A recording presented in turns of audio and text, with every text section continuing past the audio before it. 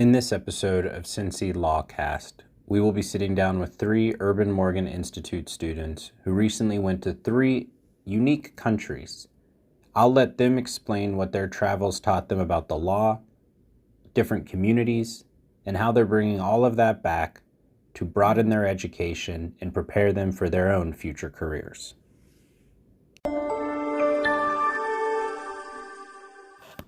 Okay, we are started. Welcome to the Cincy Law Podcast. My name is Emma Rennie, and I went to Croatia this summer. My name is Julia Perry, and I was in Essex in the United Kingdom. And my name is Cameron McDonald, and I went to Botswana. Perfect. Well, welcome all to the podcast. The main reason we are here is to kind of better understand what your experience was like, what this fellowship, externship experience kind of taught you, and what motivated you to apply for the fellowship abroad.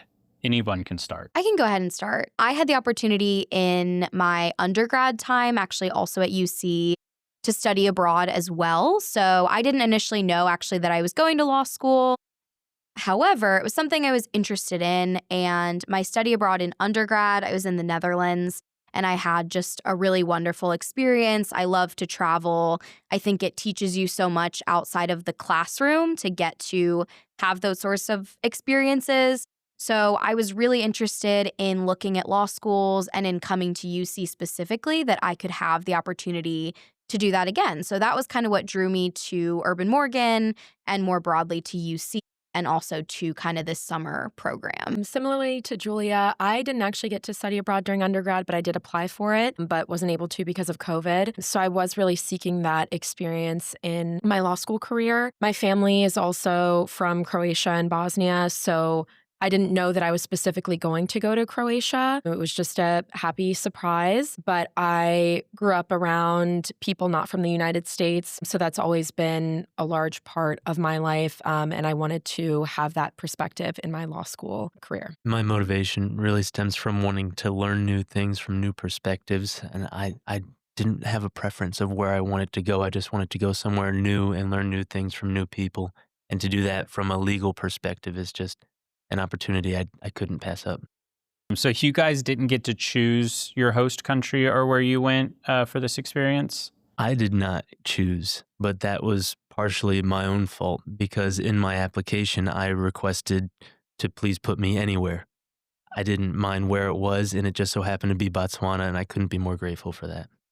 Yeah, I think Emma and I got a little bit more agency in where we wanted to go. So I did kind of have some preferences, but I was able to sort of pick from a long list basically of contacts that we had.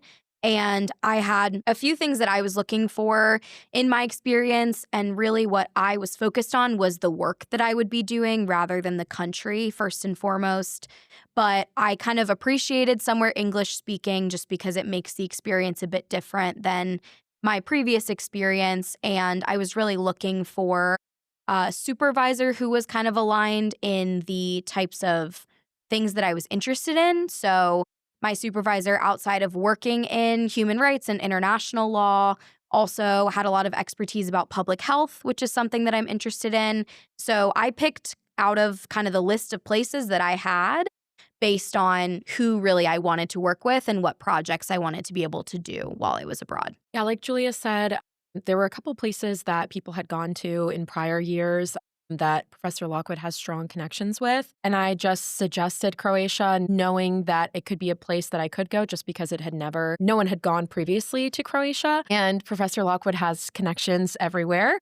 And he was super excited to send me to Croatia and to talk with his connections in Croatia, just because that is a place where pretty significant human rights abuses have occurred in the past 30, 40 years. So there's a lot to talk about there. But yeah, I didn't think that it would be possible just because Croatia is a very small country. But Professor Lockwood made it happen. Awesome. So when you're kind of within this fellowship, what is the typical day like? My typical day varied depending on the stage in my externship. At the beginning, Parliament was not in session. I worked for Unity Dow, who is an incredible leader, one of the most influential people in Botswana's history. And originally, Parliament was not in session, so we would go to her constituencies and speak to people and learn more about what the villagers wanted and the issues that were present in different villages. And then we would write briefs on those issues. So whether it was litter reform or a lot of theft was occurring, just how to reform these policies to make sure that the people were better protected and that they could live better lives. And then at the second half of my externship was when Parliament was in session. So we would go to the capital, Gaborone, often and just work there and write briefs, draft acts, and try to make an influence in the government while watching Unity Dow work and seeing her in action, which was just incredible. Yeah, my day, frankly, didn't necessarily differ that vastly from what maybe one of my days in Cincinnati would be like, but the work was certainly different because I was doing more essentially research-focused work. So it looked pretty similar, though, in the sense that I was working with a professor at the University of Essex in their law school. So I would get up in the morning. I lived on campus in sort of campus housing. And so I could just walk right to work, which was in their law school. I had an office with my supervisor and one of our other research assistants. And then most of my day was spent either kind of in meetings or discussing things with them or working on the research project that kind of spanned most of my summer, which was looking into food systems of Indigenous peoples. So I was writing a research report on that took quite a lot of time. So my day was kind of not too different than what it would be necessarily when I was here and I was taking classes at UC, but obviously just kind of dropped down in a different university. And I got to meet lots of the faculty and PhD students that attend the university there. And when they would have events for their Human Rights Center, they have kind of a very developed center there at Essex, similar to what we have here with Urban Morgan. I was able to attend those as well. So it was really a great opportunity to experience kind of similar things, but new perspectives and new people in a different country and kind of through a different lens. I felt like it was pretty different depending on the day. I fortunately was able to spend a lot of time traveling around Croatia, both with my advisor and without. I got to travel with her to conferences and to different commission meetings over the course of the summer. And I also helped her with some research that she was engaging in. So it was pretty varied just depending on what was happening.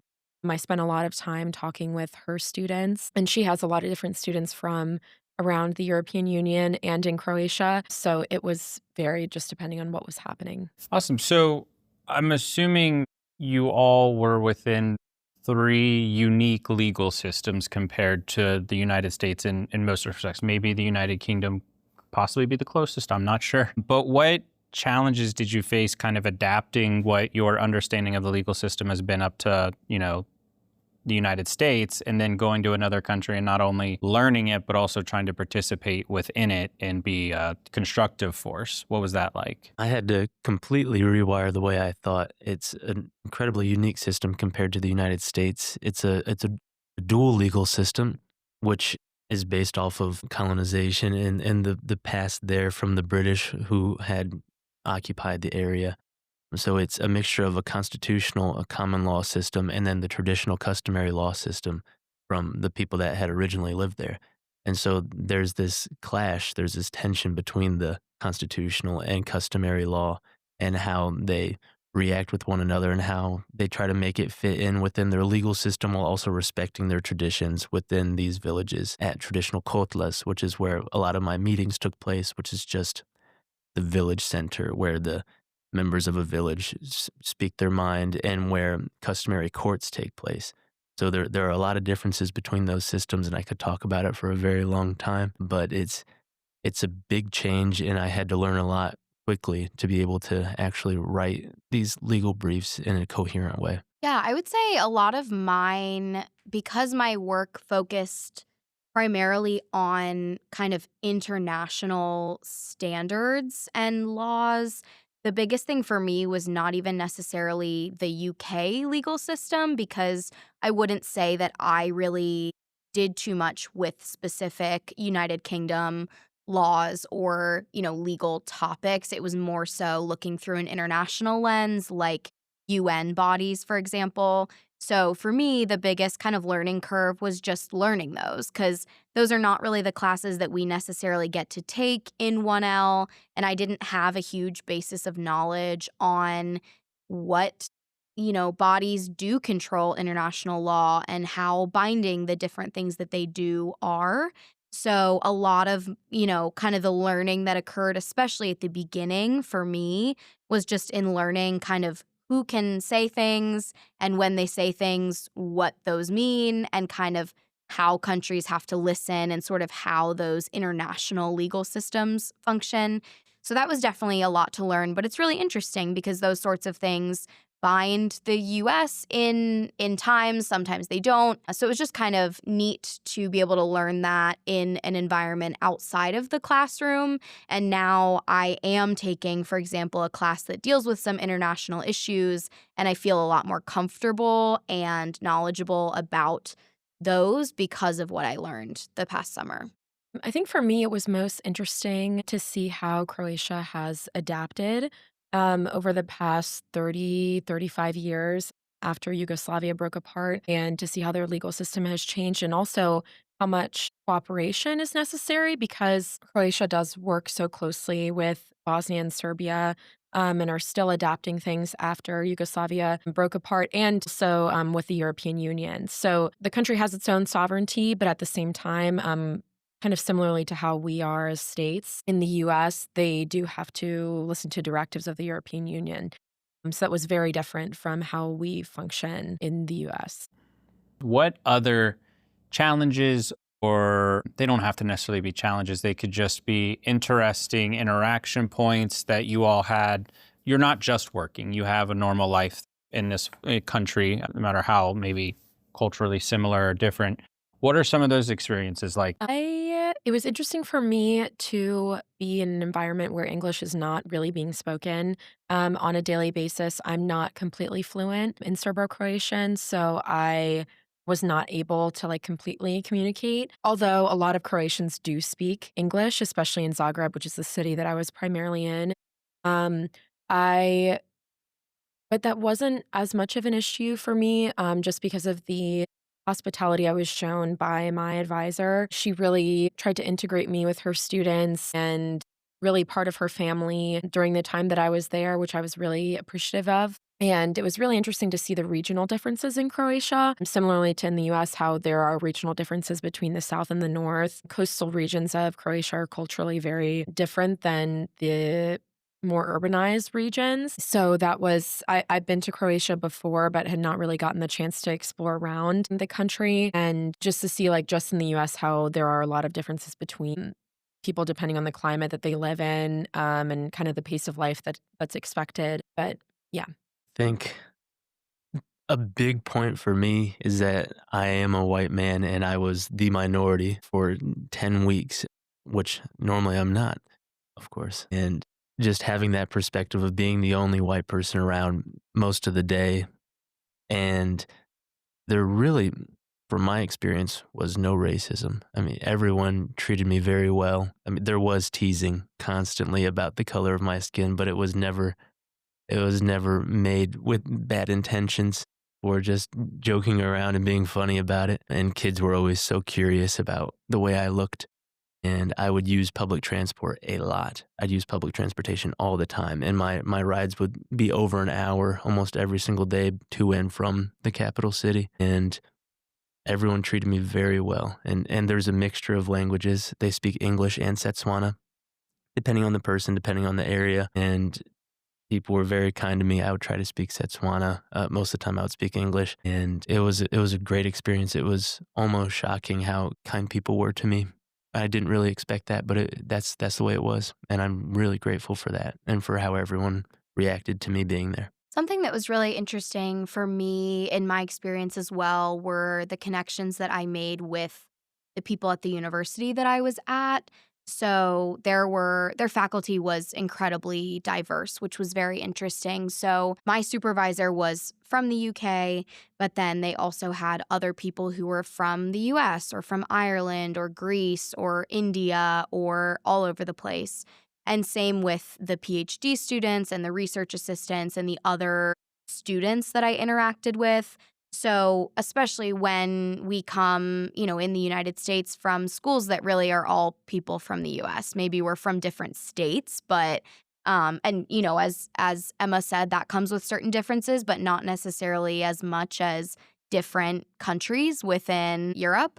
So, it was very interesting to kind of learn from those people and hear their perspectives and their different strengths and things that they study and how kind of where they're from informs the types of things that they're interested in or what they teach, for example. So it was a really valuable and interesting experience for me to have that opportunity to kind of meet these people that I never would have before and learn from their unique experiences and backgrounds and knowledge. Can you talk a little bit more about what that work was like or what those projects were like? Because we kind of got an understanding of what you did, but what was the purpose of that work, I guess, is more what I want to understand. Or what was the hopeful outcome or help that your work, gave back to the people that were hosting you? My entire goal of being there was really to experience Unity Dao's life, to see her perspective of the world, to listen to her and her stories and her experiences, and to see how she's really had a positive influence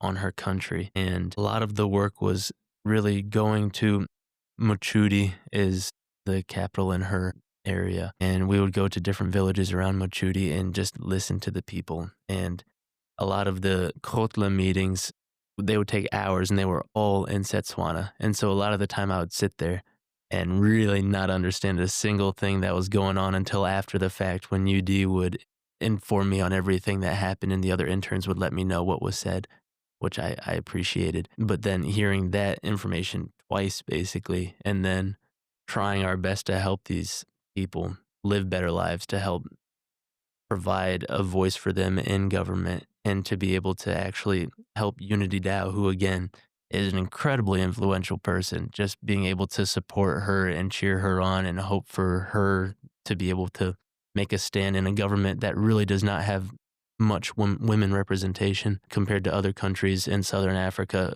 Botswana is one of the lowest, with less than 10% of women holding positions of power in the government.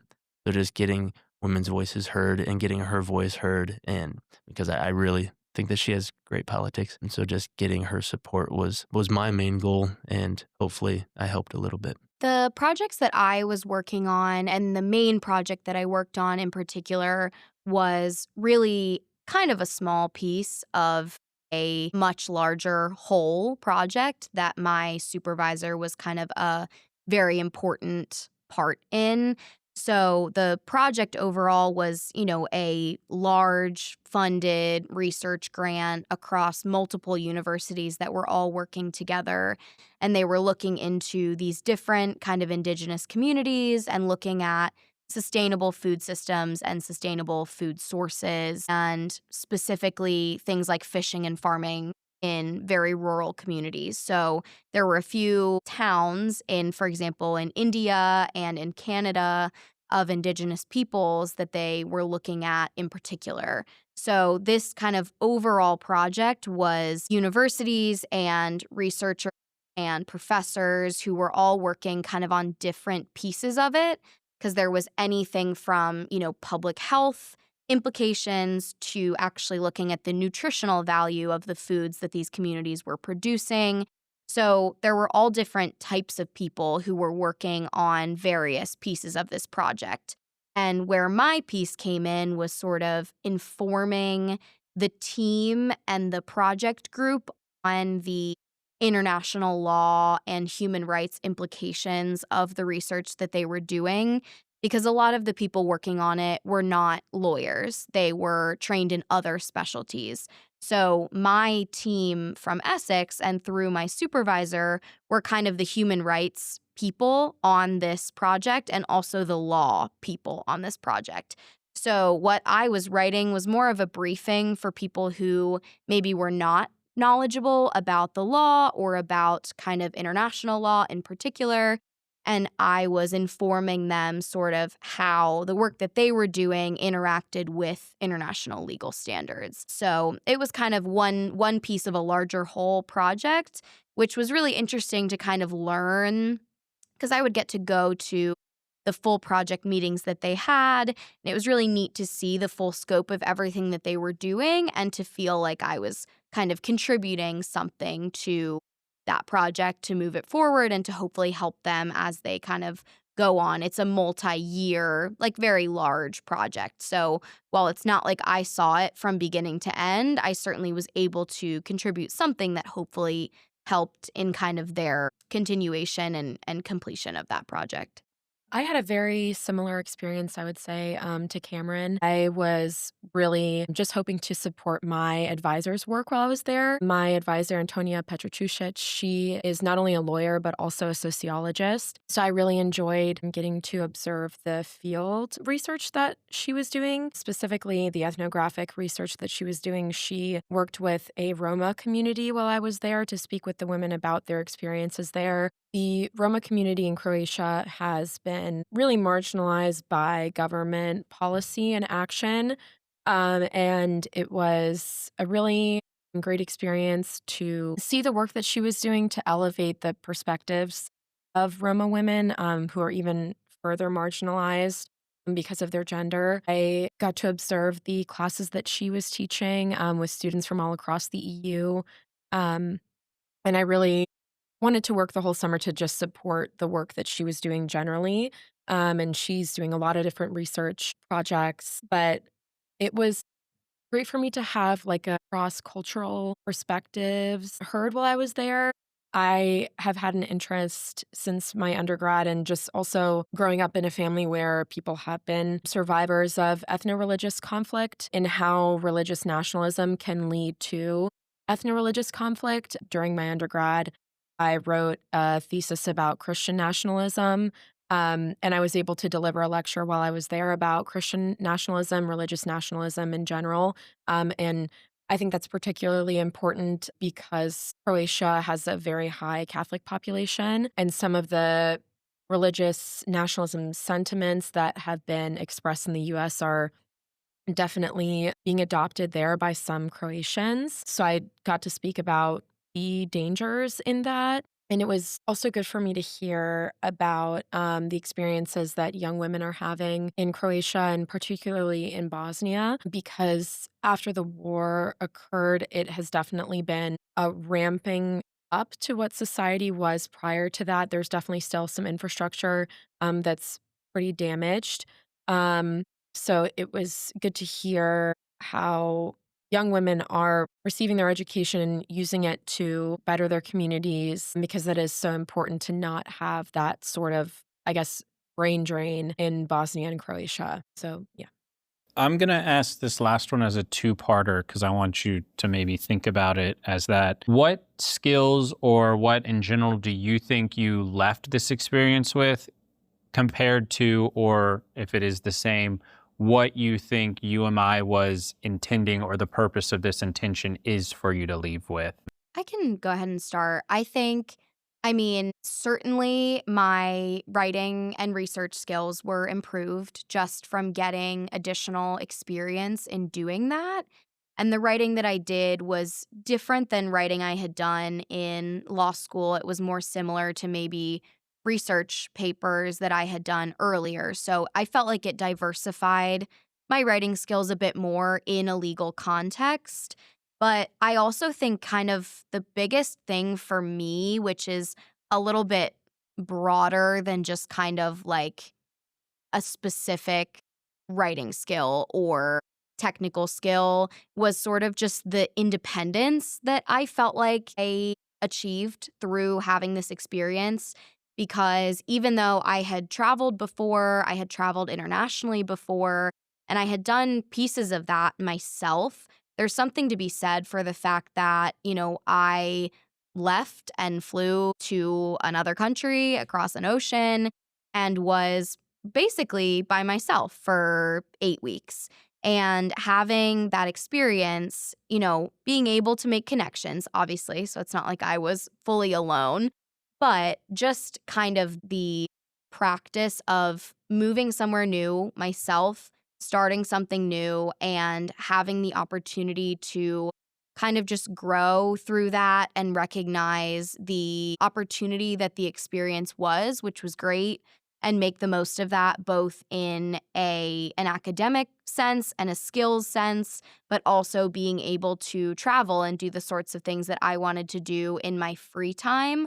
I think it really proved to me that I was able to do something like this and that I had kind of the skills and the experience and training, and also just kind of strength myself to be able to have an experience like this and be successful. And I think that that is kind of one of the larger points of UMI, outside of just the connections and the technical skills that you build, is that it's also just kind of a learning and a growth experience for everyone who gets to go and do it. So that was one of my kind of much broader takeaways, I would say, from the experience.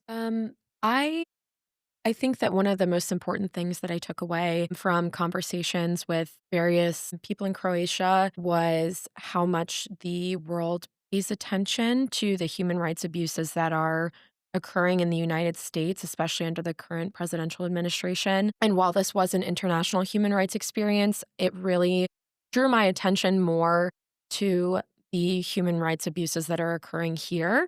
And so I felt more emboldened when I came back to learn about what's happening in the US and to do what I can in the United States because while having a focus on international human rights is important, we are already here in the US and we can work in our own communities to improve the lives of others. I, I really got to see to a greater extent how what's happening in the US can really influence what's happening in the globe and what global leaders think is appropriate to do to their citizens. And I really also got to learn more about how to just sit with people in your community and talk with them about what is happening to them, what are the problems they're really facing on a day-to-day basis, which I think that my advisor, Antonia, she really showed me how to implement that as a sociologist and just as a person generally, to just sit and listen, because that's one of the most important parts of her job as a sociologist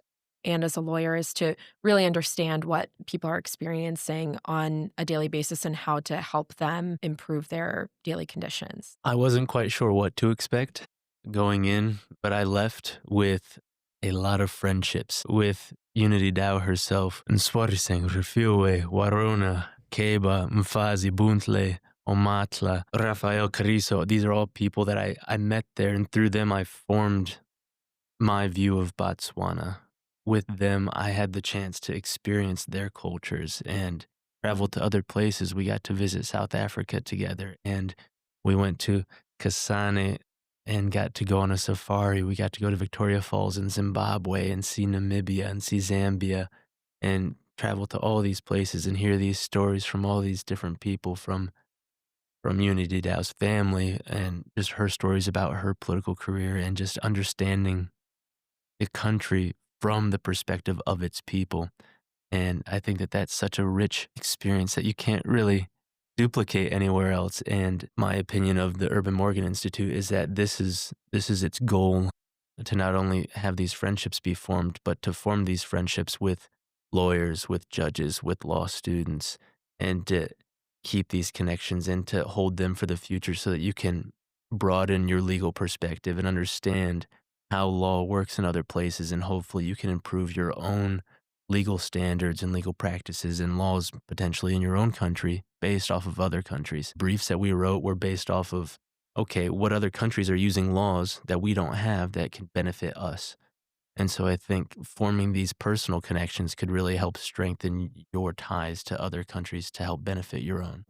Awesome. Well, it seems like you all got quite an experience from all of this. To kind of round this out, is there anything that you would want to say to the potential student listening or, any law student who's thinking about doing an experience like this? Say do it. If you've got the chance, why not? The people that you have the possibility to meet, this opportunity, it's a once in a lifetime thing. It's a beautiful trip for yourself. It's a beautiful journey that you can maybe influence another person's life. And so it's a give and take. It's forming a friendship. It's taking a leap of faith to, again, cross an ocean, go somewhere new, experience something new. You never know what'll happen until you do it. Hopefully it's a good thing. Yeah, I agree. And I think it is really an experience that can't be replicated and is very unique. It certainly gives you a lot to talk about when you come back to the US. The experience itself, you'll learn so much and gain everything that Cam has said. Of course, connections and friends and even more knowledge. But outside of that too, I mean, it's a great thing to be able to share the knowledge that you do gain, just kind of like what Emma was saying earlier, once you come back to the US. So I would certainly recommend it, even if there's the slightest inkling that it might be for you or interesting, or you might want to give it a shot. Definitely, I would say go for it and give it a try, and it will be a great experience. Yeah, like Cam and Julia have said, like this really is a once in a lifetime experience. And once you start working, you're not going to have the chance to travel for 2 months over the summer. Um, it really isn't just that. I think all of us have formed really deep connections with the people that we worked with in the countries that we were in. Um, and I am hoping to go back and visit my advisor and her family as soon as I can. And I think I learned it was a really huge personal growth experience for me, not just academically or career wise. And I think, like Julia mentioned, you are really, in some respects, on your own in a country that you may have never been to before, in a city you may have never been to before. So it's a huge opportunity to grow personally and to take risks and to push yourself to do things because you are only there for 6, 8, 10 weeks. So you want to get out as much as you can from the experience. So that would be my recommendation is I'm like a relatively introverted and shy person. So reaching out to people who are complete strangers was something that was difficult for me at first, but you can't have those rich interactions with people unless you reach out in the first place. So that would be my recommendation is just to push yourself to experience as much as you can while you have the opportunity to do so.